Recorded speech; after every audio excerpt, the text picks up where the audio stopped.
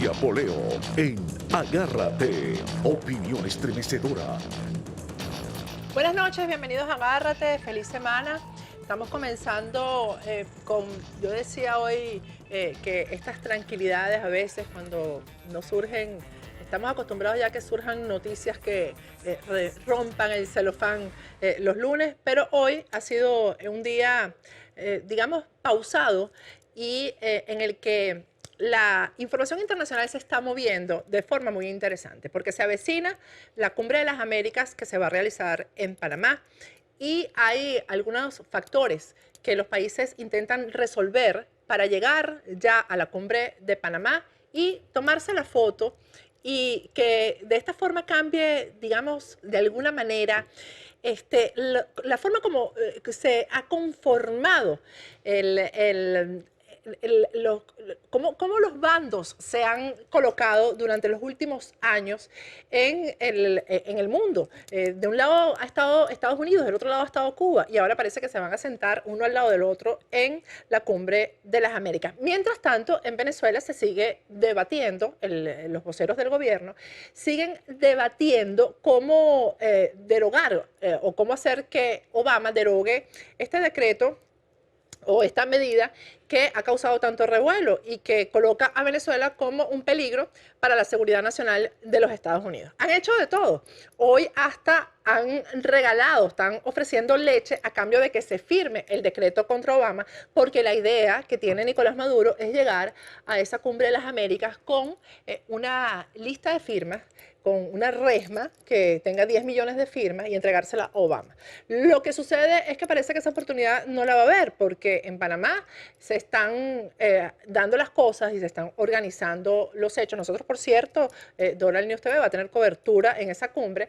Se están acomodando las cosas para que no haya protagonismo por parte de Venezuela, para que no se venezolalice la cumbre y que quienes, o la noticia o lo que surja a nivel internacional tome el puesto de importancia que se merece. Este caso, esto sería, por ejemplo, la reconciliación histórica entre Estados Unidos y Cuba. Es decir, que los protagonistas serían Obama y Raúl Castro. Pero por el otro lado, también está Colombia, que está debatiendo ya estas conversaciones de paz con la guerrilla colombiana frente a digamos, un rudo sector de oposición colombiana que encabeza Álvaro Uribe. Nosotros vamos a conversar hoy con Paloma Valencia, ella es senadora colombiana por el Centro Democrático, partido de Uribe, sobre este tema y cómo van las conversaciones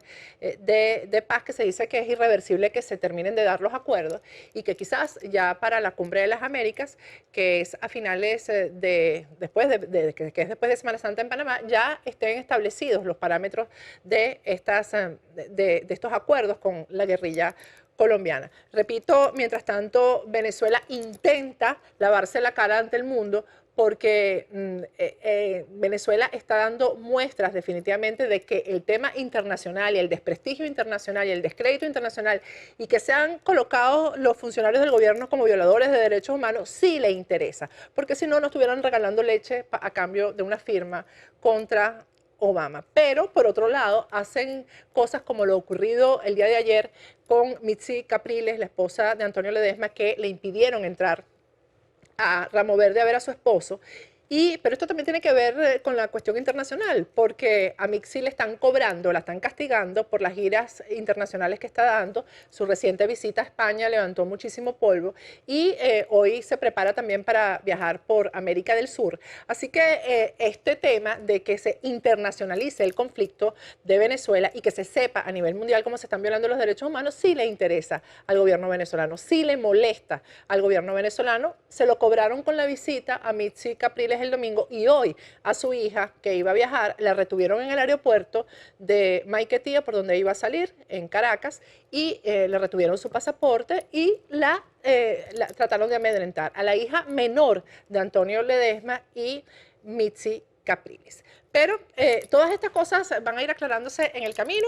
Vamos a ir un corte. Al regreso vamos a hablar con Paloma Valencia, senadora uribista, sobre estos temas que tienen que ver con Colombia, a ver si las cosas se ajustan para la Cumbre de las Américas a realizarse en Panamá. Ya regresamos.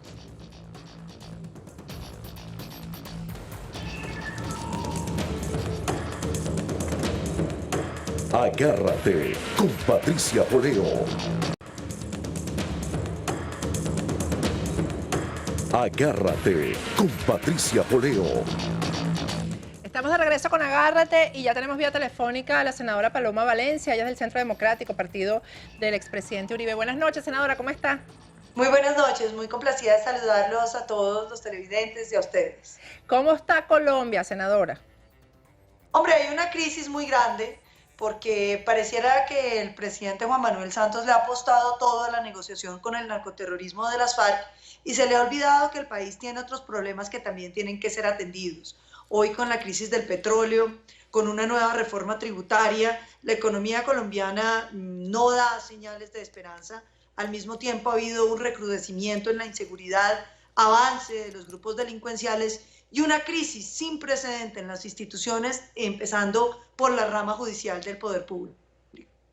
Eso se siente en el pueblo colombiano, es decir, hay malestar, hay protestas que son obvias con respecto a todo esto, o la gente está abocada a este proceso de paz igual que el presidente Juan Manuel Santos. No, uno cuando ve el pueblo colombiano ha habido muchas protestas, acabamos de salir de un paro de más de 20 días de los camioneros, se anuncia un nuevo paro de los educadores, de los maestros, hubo un paro de más de 3 meses de la rama jurisdiccional, un paro de los agricultores, es decir, la gente colombiana sí siente que el presidente no está atendiendo los temas de la nación y que estos temas son los que le importan a la ciudadanía, porque mal que bien, la ciudadanía colombiana entiende que el desarrollo del país no depende de las FARC como no ha dependido en todos estos años. Mire, senadora, yo antes de avanzar le quiero hacer una pregunta, porque es que a mí me llama mucho la atención ese equipo que tiene el presidente Álvaro Uribe, porque casi todos ustedes son mujeres y son mujeres jóvenes, y hay que ver que son aguerridas y cómo defienden estos principios del Centro Democrático. ¿Cómo formó el presidente Álvaro Uribe este equipo? A mí me gustaría saberlo. Hombre, yo creo que él se dedicó a buscar gente que fuera muy comprometida con las causas del uribismo, con lo que él representa y con sus ideas. Buscó gente nueva sobre la base de que Colombia necesita una transición a una política que no esté comprometida en el clientelismo, la vieja política donde nada se resuelve y nada se toca, nada se habla, sino gente que quisiera proponerle cosas al país, que quisiera trabajar con entusiasmo, y quienes hemos recibido, digamos, el enorme honor de acompañarlo al Congreso, pues hemos puesto todo de la parte de nosotros para cumplir sus expectativas y la del pueblo colombiano que nos acompañó en estas elecciones. Senadora, vamos a comenzar por este tema del proceso de paz, ¿no? Porque a mí, por ejemplo, yo que he sido periodista de investigación y que tanto he trabajado este tema de la FARC, por ejemplo, a mí no me cuadra cómo Estados Unidos podría aceptar que estos sanguinarios y estos criminales fueran, esa es mi opinión, ¿no? Mi opinión basada en las investigaciones que yo he hecho, ¿no? Y en mi trabajo periodístico, fueran perdonados y simplemente pasen a la vida política sin tener que pagar cárcel ni cumplir con sus responsabilidades. Entonces, ¿cómo sería este proceso de paz una vez culmine? Porque dicen que es irreversible, ¿no? El proceso de paz. ¿Cómo se plantearía eso ante un mundo que ha luchado contra el terrorismo y contra las drogas, como por ejemplo los Estados Unidos? Bueno, yo creo que esa es una pregunta muy importante, porque yo creo que no hay que confundir la paz de Colombia con la negociación de un grupo narcoterrorista. Aún si las FARC olvidaran todas sus actividades criminales, Colombia tendría suficiente violencia para seguir considerándose un país con enormes dificultades de seguridad.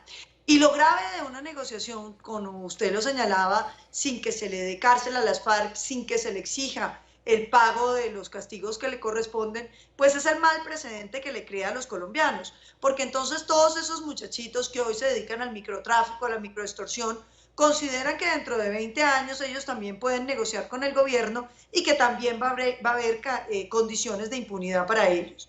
Nosotros desde el Centro Democrático hemos insistido que la paz de Colombia necesita una buena negociación. Y para hablar de una buena negociación necesitamos primero que las FARC paguen con cárcel por los crímenes graves que han cometido, las violaciones graves a los delitos de lesa humanidad, los delitos, los crímenes de guerra, los asesinatos sistemáticos de policías y militares, el reclutamiento de niños, el secuestro, la extorsión. Lo segundo es que el gobierno no puede seguir pretendiendo que el narcoterrorismo se quite los uniformes llenos de sangre y que sus militantes y sus cabecillas entren a tener vocería política en el país, porque eso destruye la política. Colombia ha venido teniendo una lucha muy grande por evitar la infiltración del crimen en su política. El cartel de Cali, el cartel de Medellín, con Pablo Escobar trataron de tomarse la política colombiana y grandes colombianos resistieron eso, incluso fueron asesinados en ese enfrentamiento, y qué terrible que hoy el primer cartel de cocaína del mundo llegara a tener un partido político en Colombia. Tercer tema es los dineros de las FARC. Forbes lo ha calificado como la tercera organización terrorista más rica del mundo y el gobierno no les ha pedido que entreguen los dineros. Nosotros consideramos que esto no puede ser como una lavandería de dinero y que tiene que haber una entrega integral de todos los recursos provenientes del narcotráfico, de la extorsión, del secuestro, para reparar a las víctimas. Y finalmente el respeto a las Fuerzas Armadas, porque el gobierno de Juan Manuel Santos ha tratado a las Fuerzas Armadas como si se trataran de un ejército igual al de las FARC. Y aquí lo que tenemos es un grupo narcoterrorista frente a un ejército que ha sido el ejército de la democracia, que ha defendido las libertades y la ciudadanía colombiana y que hoy, en medio de semejante situación, se encuentra desmoralizado. Y por eso vemos el creciente peligro sobre los ciudadanos colombianos, donde nuevamente vemos retenes ilegales en las carreteras que han crecido en más de un 60%, una amenaza que ha crecido en más del 200% en los últimos 4 años, y la voladura de oleoductos para gas y para petróleo, que se ha aumentado en más de 300% en estos 4 años. Ahora, el perdón, por decirlo de alguna manera, a estos guerrilleros, también sería el perdón, por ejemplo, a quienes de forma, se ha demostrado que han sido sus colaboradores y sus socios en el paso de la droga, por ejemplo, por Venezuela, ¿no? Esto entonces automáticamente entrarían en ese perdón estos militares y estos jefes del régimen venezolano que han sido colaboradores de la FARC, obviamente, ¿no? Y que están en las listas, están en las listas de terroristas de este país, de Estados Unidos. Claro, pero lo más grave es que el gobierno de Juan Manuel Santos ya tiene listas como todas las trampas para superar los obstáculos que se podrían oponer a un proceso de impunidad con las FARC. Frente al reclamo de cárcel, entonces ahora hablan de justicia transicional, diciendo que las FARC podrían pagar penas en sus casas, detención domiciliaria, o incluso unos trabajos sociales para que sanaran los delitos de lesa humanidad que han cometido.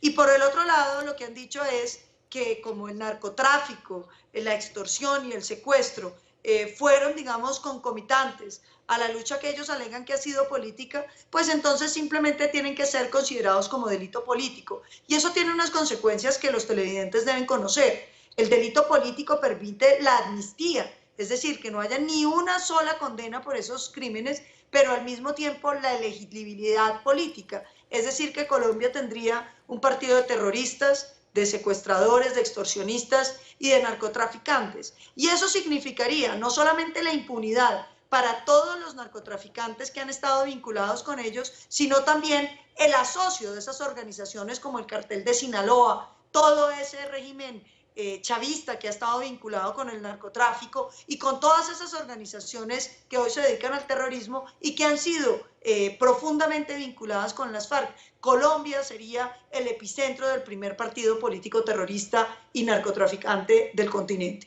Sí, porque además, ¿qué garantiza que ellos van a dejar el negocio del narcotráfico? Eso es imposible, eso no lo van a dejar, porque nada más lucrativo que el narcotráfico. Ni la política ni nada es más lucrativo que esto. Entonces, ¿cómo se garantizaría que ellos se salen de ese negocio? No lo han dicho, pero además Colombia ya tiene experiencia en esto. A nosotros cuando se dio de bajo a Pablo Escobar nos dijeron que se acababan los carteles en Colombia. Después vino la época del cartel de Cali y cuando pusieron presos a los 2 narcotraficantes, dijeron que era el fin de la droga en Colombia y eso lo heredó las FARC y así como hoy lo tienen las FARC lo heredarán o esos mismos grupos o unos nuevos. Simplemente vamos quitando, digamos, los cabecillas para que tengan puestos políticos, pero mantenemos los negocios ilegales, que ya la gente sabe además que si uno tiene un propósito político o por lo menos lo alega, puede conseguir impunidad con el paso del tiempo. Senadora, vamos a ir a un corte y al regreso, le voy a pedir que se quede ahí, al regreso vamos a hablar de estas declaraciones de Álvaro Uribe en contra de Juan Manuel Santos. Dice que él ha corrompido a la justicia en Colombia y que lo que está haciendo es presionar a la fiscalía para que no lleve a la cárcel al terrorismo en Colombia. Acusaciones sumamente graves. Al regreso continuamos con Paloma Valencia, ella es senadora por el Centro Democrático en Colombia. Ya regresamos.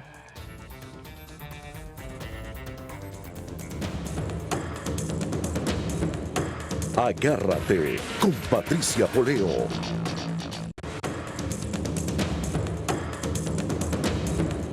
Agárrate con Patricia Poleo. Regresamos con Agárrate y estamos con Paloma Valencia, senadora colombiana, uribista. Senadora, Álvaro Uribe dijo en Armenia este sábado, acusó prácticamente a Juan Manuel Santos de estar corrompiendo a la justicia en Colombia. Dijo que la fiscalía, que Santos presiona a la fiscalía para que no lleven a juicio a los terroristas. ¿Cómo se podría demostrar esta acusación de Álvaro Uribe? Hombre, la crisis de la justicia en Colombia es de grandísimas proporciones. Estamos viendo una de las crisis institucionales más grandes de las que conozca la historia de Colombia en los últimos tiempos, básicamente porque el presidente ha tenido un ánimo de acaparar todos los poderes políticos. Se han denunciado transacciones con burocracia, con puestos, para que nombren unos y otros. Injerencia del propio presidente en la selección de los magistrados de las altas cortes.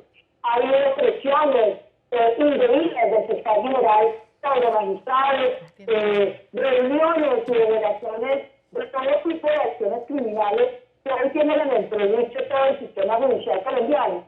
Y lo que es muchísimo más grave es que el fiscal general de la Nación, que debería velar por las instituciones, por la defensa de la justicia en el país, fue el primer promotor de la impunidad del grupo narcoterrorista FARC y que incluso ha sido denunciado por uno de los magistrados como que recibió presiones por parte del fiscal para obligarlo a acceder a la impunidad, es decir, cero cárcel para los miembros del grupo narcoterrorista FARC.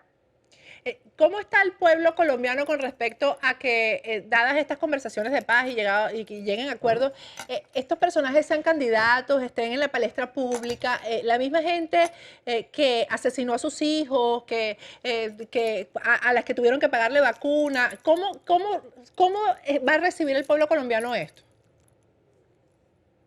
Porque nosotros siempre siendo como muy borroso. ¿Me escuchas? Sí, ahí. Paloma, te pregunto, estamos hablando con la senadora colombiana Paloma Valencia, senadora uribista. ¿Cómo va a recibir el pueblo colombiano si se llegan a establecer estas conversaciones de paz, si se llegan a acuerdos y comienzan a estar en la palestra pública y política estos guerrilleros de la FARC?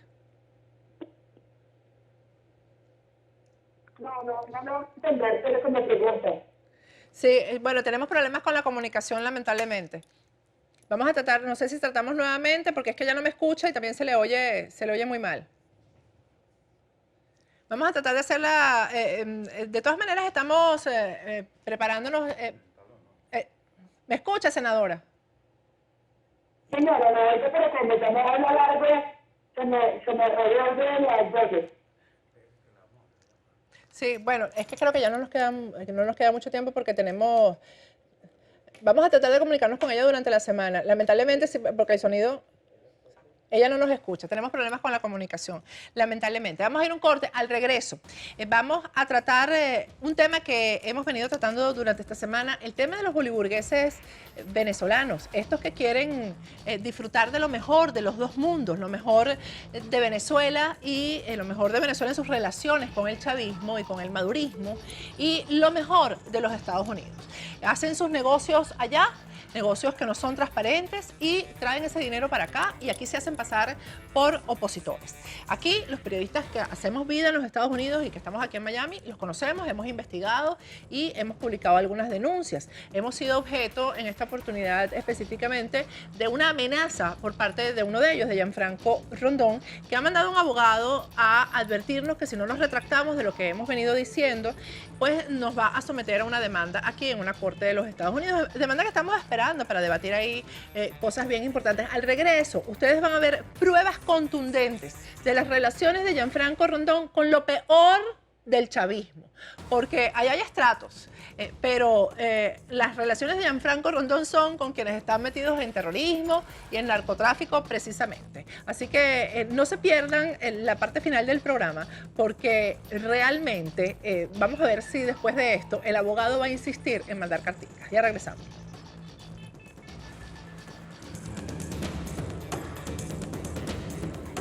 Agárrate con Patricia Poleo.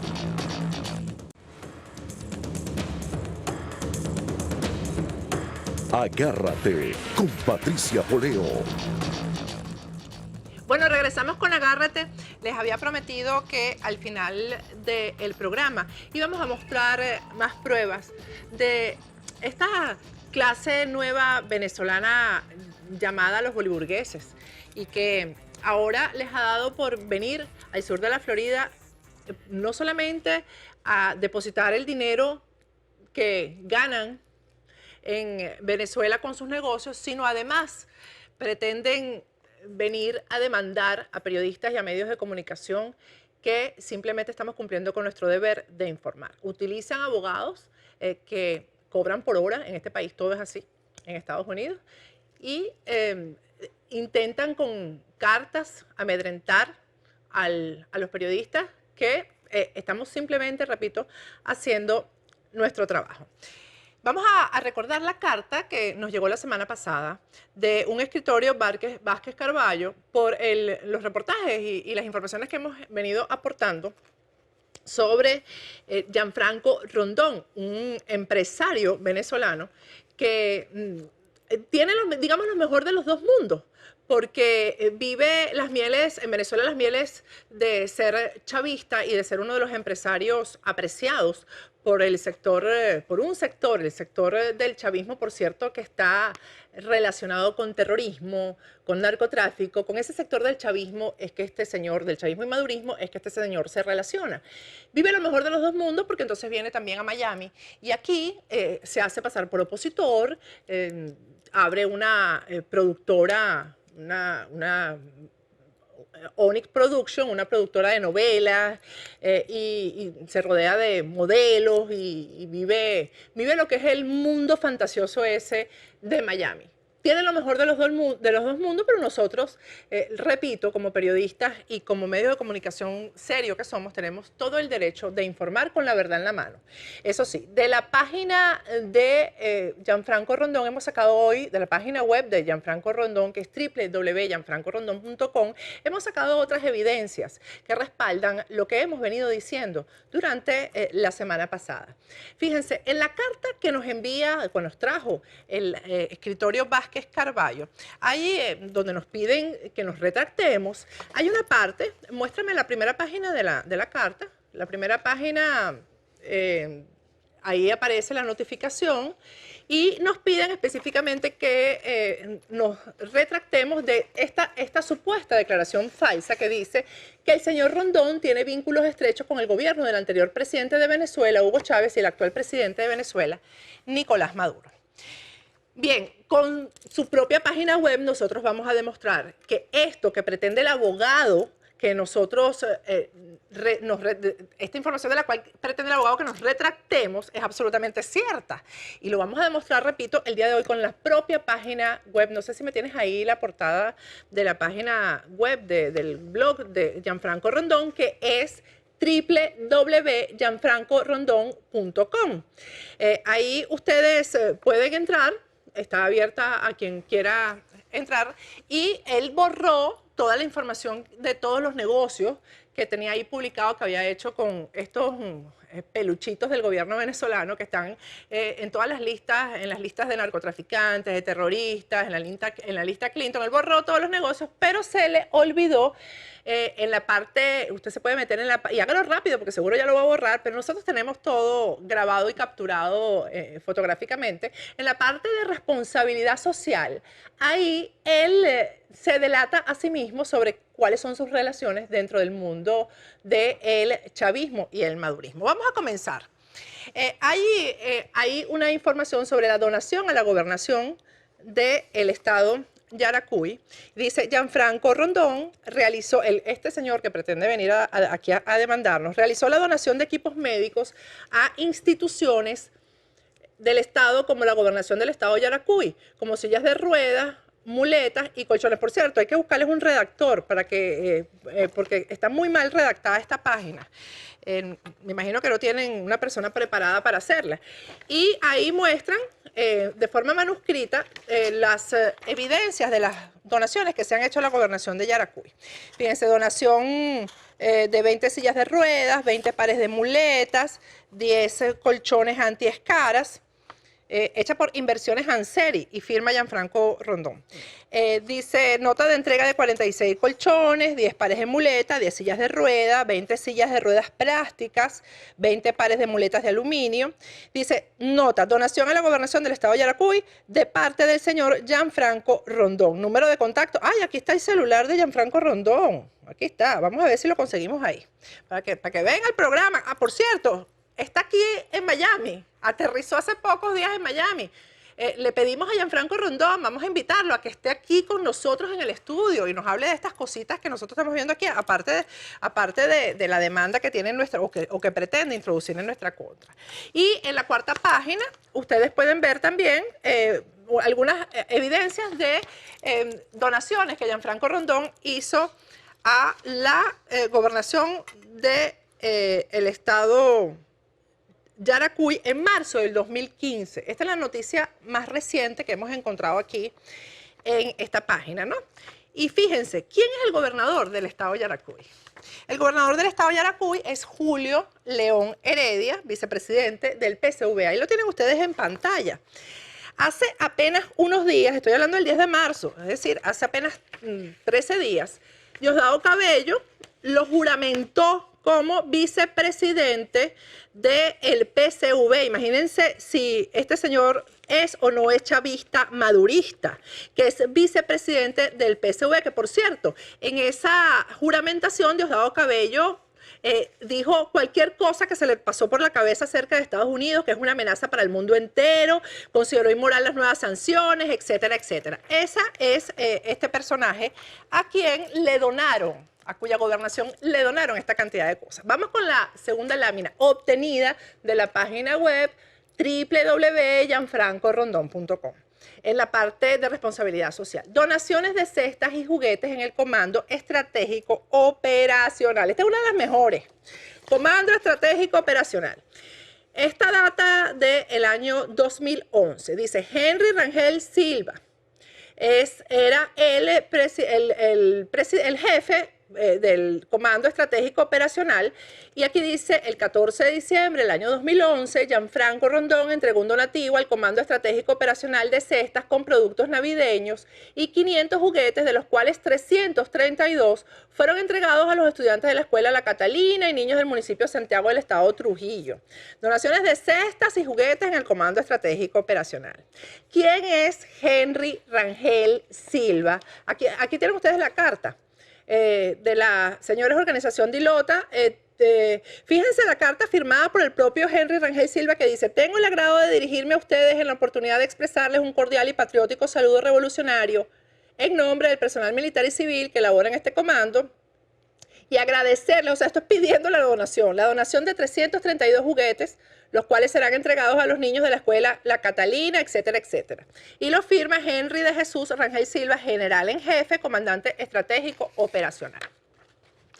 Y la siguiente lámina muestra cómo el pago que se hizo por estos juguetes que donó Gianfranco Rondón al Comando Estratégico Operacional encabezado por Henry Rangel Silva. ¿Quién es Henry Rangel Silva? Bueno, se acordarán ustedes, ahí lo tienen ustedes en pantalla vestido cuando era comandante estratégico operacional, también fue ministro de la Defensa. Imagínense si no estará bien relacionado con el gobierno de tanto de Chávez como de Nicolás Maduro. Este señor, yo no sé, ustedes recordarán cuando vino Eladio Aponte a los Estados Unidos a declarar, a confesarse, una de las cosas que dijo que las operaciones de narcotráfico en Venezuela son dirigidas directamente por Diosdado Cabello, titular de la Asamblea Nacional, el ministro de Defensa, Henry Rangel Silva, era en ese entonces ministro de Defensa, y lo tienen ustedes ahí en pantalla, y el general Cliver Alcalá. Es mencionado este señor entre los que manejan, junto con Diosdado Cabello, el narcotráfico en Venezuela. Pero antes de eso, es decir, en el año 2008, porque fíjense, esta donación que hace Gianfranco Rondón a este peluchito, es en el año 2011. En el año 2008, es decir, antes de la donación, la lista, este señor el 2 de febrero del 2008 pasó a formar parte de la lista Clinton. ¿Qué es la lista Clinton? Pues una lista en la que el departamento, que emitió el Departamento del Tesoro de los Estados Unidos, congelando bienes y cerrando el ingreso de este personaje a los Estados Unidos. No solamente está Henry Rangel Silva en la lista, ahí lo acompaña Hugo Carvajal Barrios, el Pollo Carvajal, ustedes lo conocen, y el capitán Ramón Rodríguez Chacín. Están todos en la lista Clinton. Este personaje que ustedes están viendo en pantalla también fue implicado en el caso de la valija de Guido Antonini Wilson, cuando era Rangel Silva, director de la DICIP, que ahora es el SEBIN, la Policía Política en Venezuela. Y este señor, cuando fue director de la DICIP, que estaba Antonini Wilson aquí en Miami, envió una persona para ofrecerle a Antonini Wilson $800.000 para encubrir el origen de los $800.000 que les incautaron a Antonini Wilson en Argentina. Ese caso fue muy sonado. Y en el 2008, repito, Rangel Silva fue incluido en la lista Clinton, que el Departamento del Tesoro de los Estados Unidos ordenó congelar los bienes y prohibir, además está solicitado por su colaboración con el narcotráfico, porque además está establecida la relación con la guerrilla colombiana de la FARC.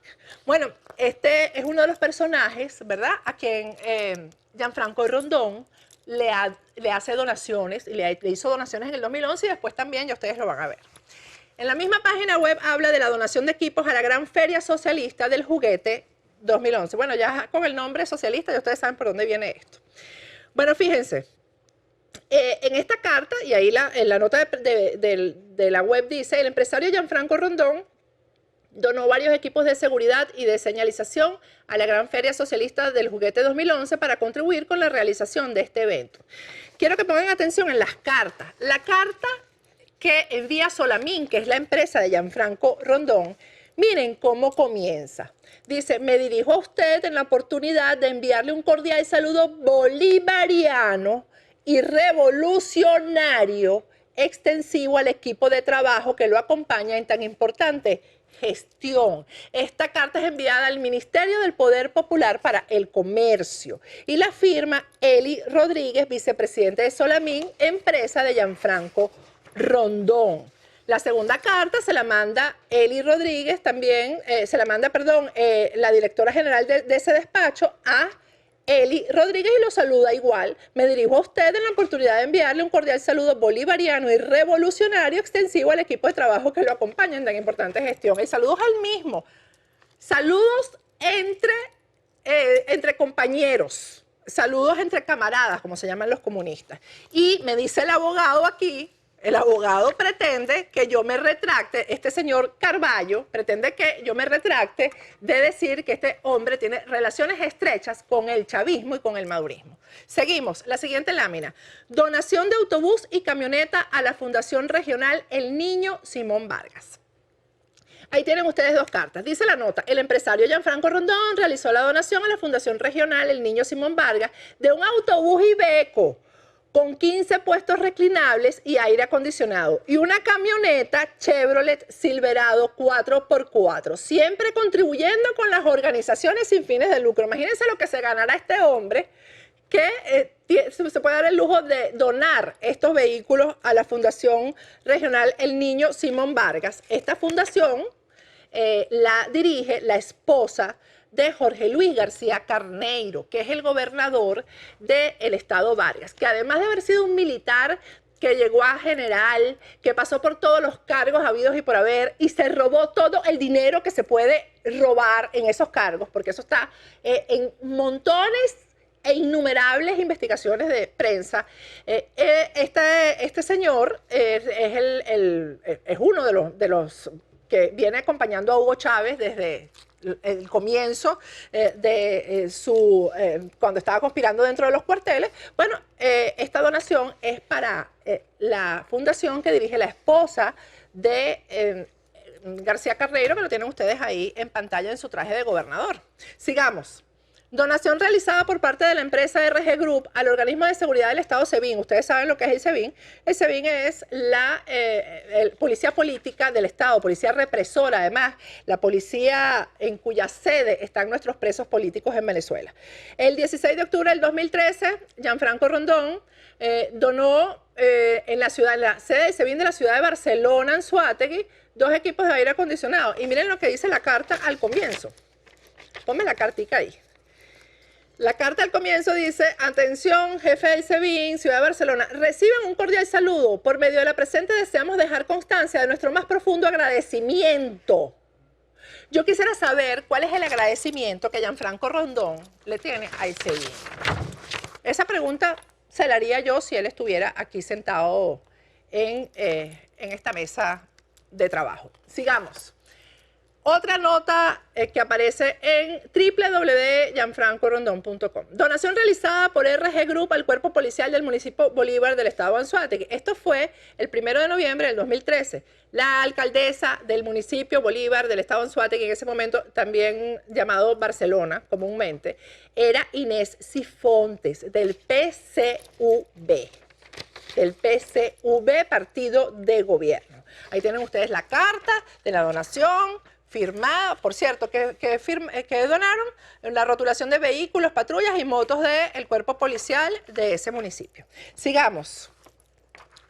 La siguiente lámina. Donación de sistema de ultrasonido a la Fundación Regional El Niño Simón del estado Vargas. García Carneiro, que es el gobernador del estado Vargas, repito, uno de los militares que más ha robado porque ha estado en todos los cargos habidos y por haber. Empezó robando en el Plan Bolívar 2000, que fue el primer plan que hizo Hugo Chávez para ponerlos, como dicen en Venezuela, donde hay a los militares para que robaran. Ahí ese fue el primer cargo que tuvo García Carneiro. Ahí tienen ustedes todas las cartas de la donación. En esta oportunidad fue, como lo dice el título, un sistema de ultrasonido a la fundación que preside la esposa de García Carneiro.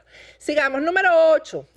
Esta donación que viene, la siguiente, es una donación de juguetes a la gobernación del estado Trujillo. Ya estamos hablando de que esto fue en el año 2013. Fue esta, vamos a ver la carta que dice. Ponme la carta ahí. Gobernación del estado Trujillo. La carta está fechada 18 de diciembre del 2013. Aquí, en esta fecha, Rangel Silva, quien se le hace la donación, es el gobernador del estado Trujillo. Rangel Silva, el que les mencioné al principio, que viene recibiendo donaciones de Gianfranco Rondón desde que estaba en el Comando Estratégico Operacional.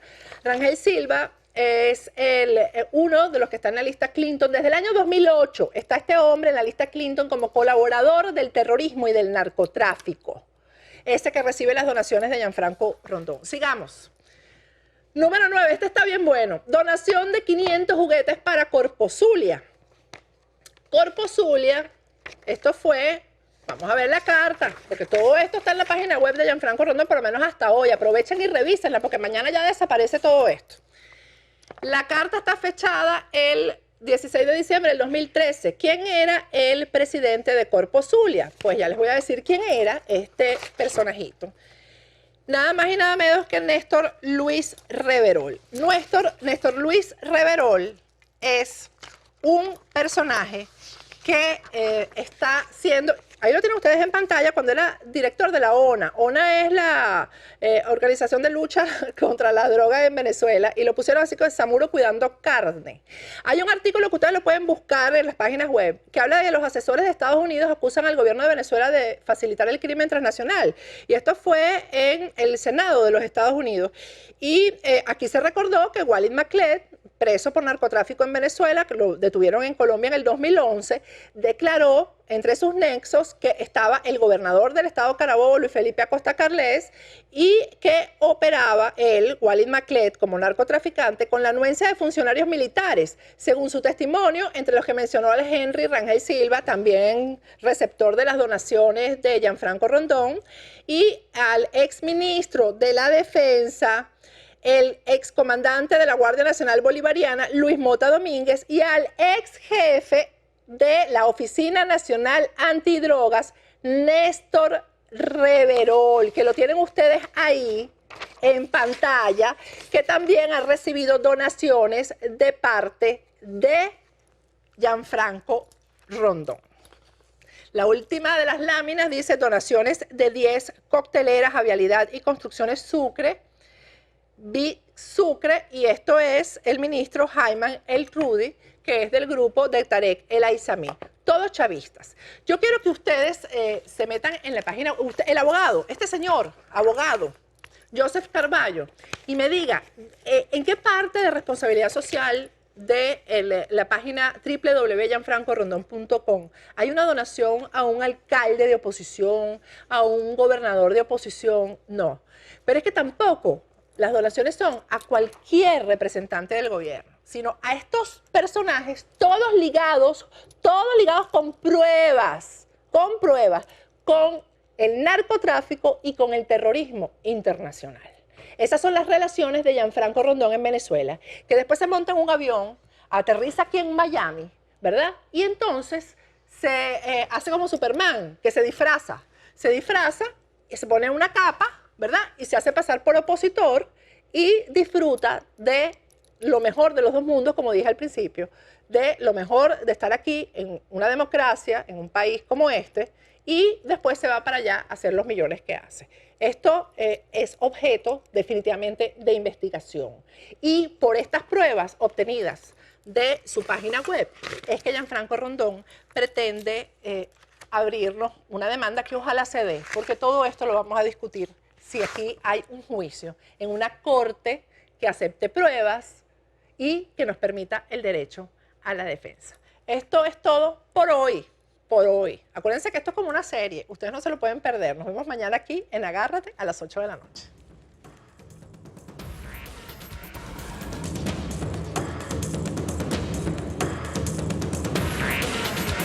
Patricia Poleo en Agárrate, opinión estremecedora.